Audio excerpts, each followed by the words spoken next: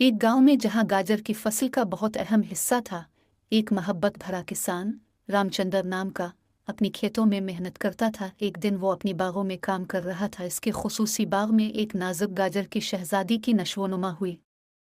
वो गाजर की शहजादी को देखकर बहुत हैरान हुआ। वो इस गाजर की शहजादी को एक खुसूसी बर्तन में लेकर अपने खुसूसी बाग में ले गया, जहां वो खुसूसी मामूलात, मवेशी पालने और गाजर की फसल की देखभाल के साथ इसे परवरिश देता रहा। गाजर की शहजादी अपने बाग की खूबसूरती में इजाफा करती गई और उसकी रंगीन खुशबू और जाका गांव वालों की दिलों में बस गई।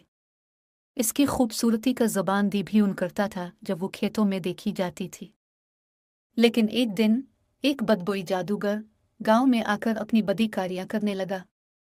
वो न सिर्फ गाजर की शहजादी को अपने जादू की ज़ेरे असर करना चाहता था, बल्कि इसने कुछ दिनों में गाजर की पैदावार को भी ख़राब कर दिया। जादूगर ने एक मंसूबा बनाया कि वो गाजर की शहजादी को एक बेरंग बेजिंदगी गाजर बना दे ताकि गांव के लोग इसे देखकर खौफजदा हो जाएं। गाजर की शहजादी अब बेजिंदगी, बेरंगी और बेजाका हो गई। गांव के लोग इसे देखकर शौक से भागने लगे और वो अकेला रह गई। इसने अपनी खूबसूरती, रंगीनी और जाका को बहुत याद किया। लेकिन एक दिन रामचंद्र ने अपनी खेत में इसे पाया और इसे अपने खुसूसी बाग में लेकर गया।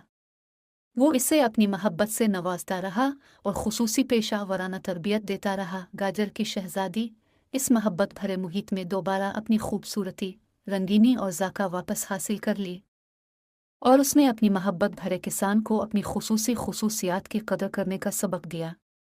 गांव वाले अब भी इसकी मोहब्बत से उम्मीदवार हैं और उसको एक मिसाली बात समझकर अपने मईशती और समाजी मसाइल का हल तलाश करते हैं।